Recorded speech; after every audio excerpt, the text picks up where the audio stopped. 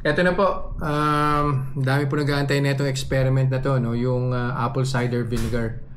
So kahapon, kumain po ako ng crispy chicken sandwich and I took note of the blood sugar spike. So ngayon po, according to the instructions that I've read, no? 2 tablespoon ng apple cider vinegar. So ito pong apple cider vinegar po natin, ito po yung with the mother. So yung ano po siya, yung malabo. So 2 tablespoon daw po nito, i-mix sa water.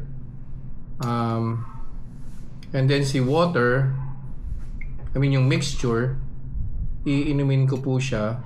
And then I need to wait for 10 to 20 minutes bago ako kumain. And what this will do, pabababain daw po niya yung blood sugar spike.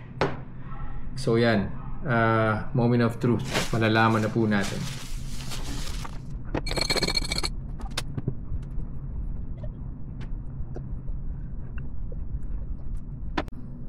So sinagad ko na po ng 20 minutes yung pag-aantay dun sa what do you call this, yung apple cider vinegar, no?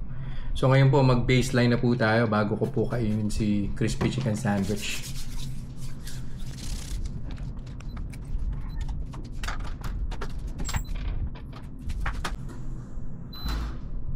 Yan.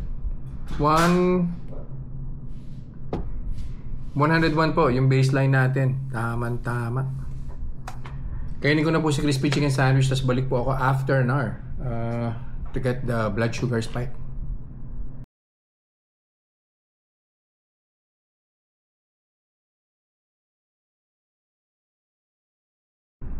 One hour na po, kuha na po tayo ng blood sugar.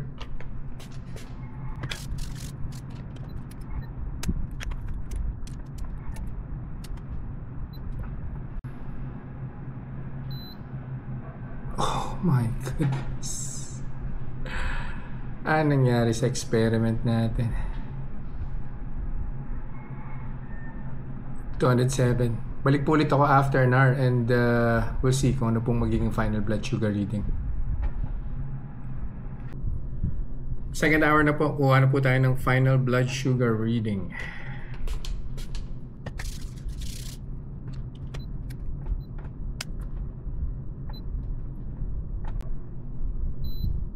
Yun. Bumaba kahit papano. So nag-start po tayo ng 101, tapos nag-shoot up po ng 207. Tapos ngayon 181. So well, pababa na po yan, obviously, no.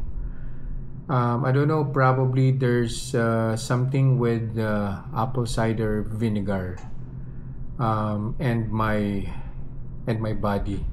So kung naalala nyo po, we had this experiment, no, yung rice refrigerated, no, rice with apple cider vinegar at saka olive oil.